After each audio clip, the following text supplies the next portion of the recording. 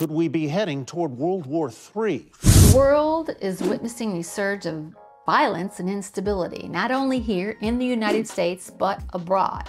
With Hamas launching attacks on the civilians of Israel and Russia invading Ukraine, things are starting to get quite dicey.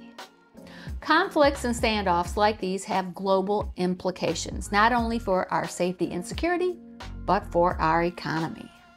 So today, I'm going to discuss how war can affect the housing market.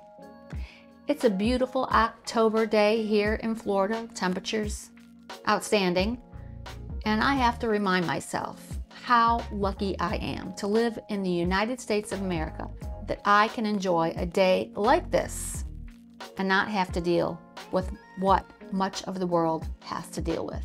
There are many people that don't have this privilege. And if you're anything like me, you're a bit stressed seeing all of the chaos on the news. Of course, that depends on which channel you're watching.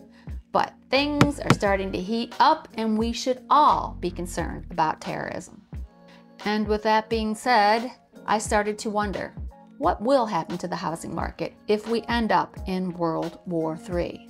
So I decided to do a little research and see what happened to the housing markets in past wars.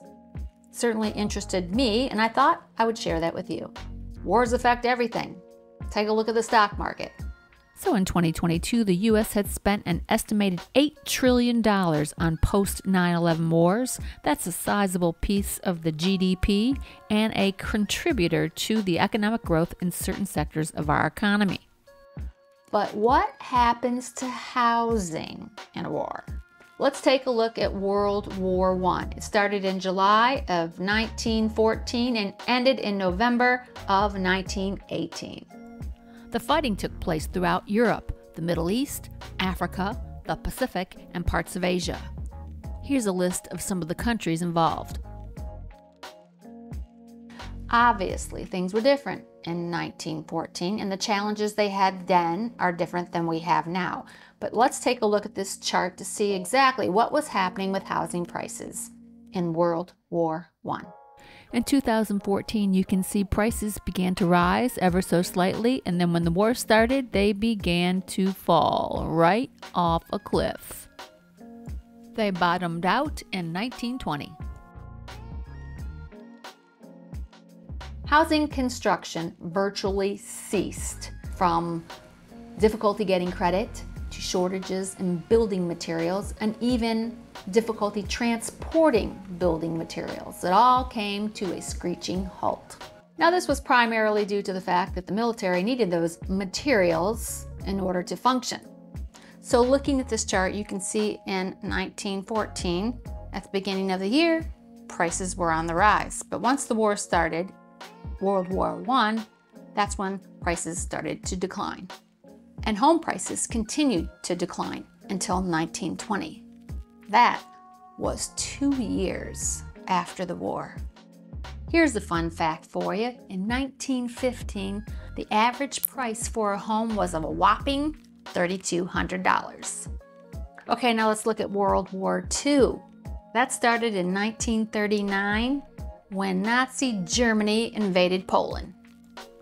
World War II, the largest and deadliest conflict in human history, involved more than 50 nations and was fought on land, sea, and air in nearly every part of the world.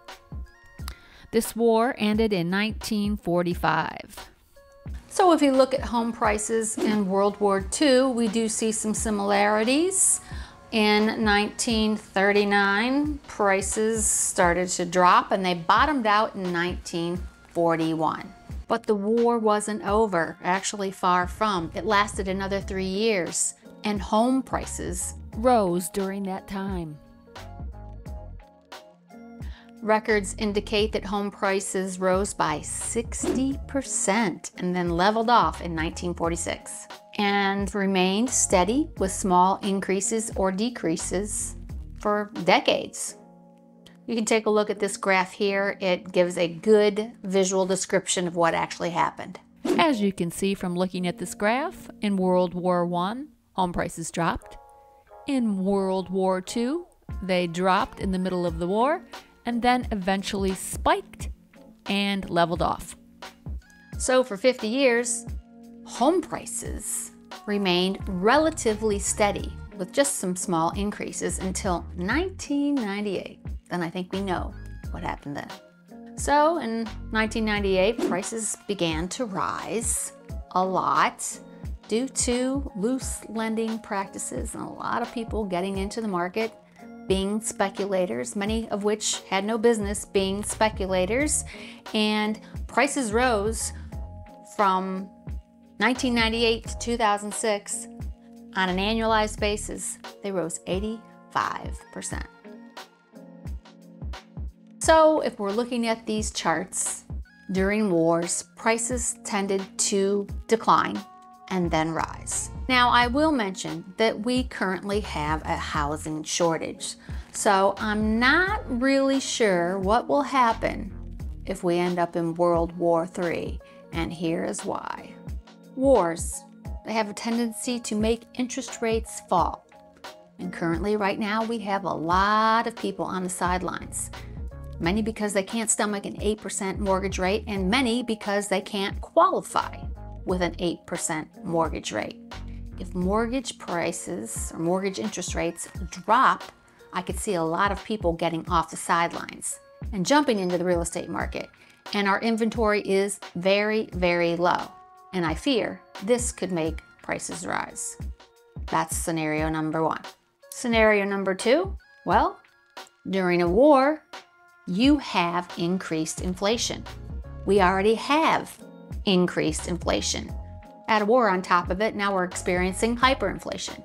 With the market being the way that it is and the average American being stressed the way that they're being stressed financially due to the inflation that we have, most people would probably be out of the housing market altogether. This would cause housing sales to slow, and that would cause housing prices to potentially drop. I mean, you're only going to have sellers that absolutely have to sell in the market, however. If you don't have to sell, most of those people will not have their home on the market. And that's really what we're experiencing right now anyways. So what I'd like to stress right now is our housing market is different than we had in the past heading into war. Now, while these charts historically show that prices have gone down during wars, I don't know that I would 100% rely on that. Predominantly, the housing market relies on the economy. And if our economy does not experience a major decline, and if employment stays relatively steady, I do not see any real big swings in housing prices. Tell me what you think. Do you think that people would stay on the sidelines if we headed into a war? It's possible. But what if interest rates went down a great deal and you've been waiting to buy a home? Do you think Mr. Seller's going to lower his price because interest rates have gone down? Probably not. However, if there are very few buyers, probably. It's that supply and demand thing again. Economics 101. As always, I love to have your thoughts, so fire away. That was probably a poor choice of words. And as always, I'm grateful that you gave me part of your day. Make sure to subscribe. Thanks for stopping by.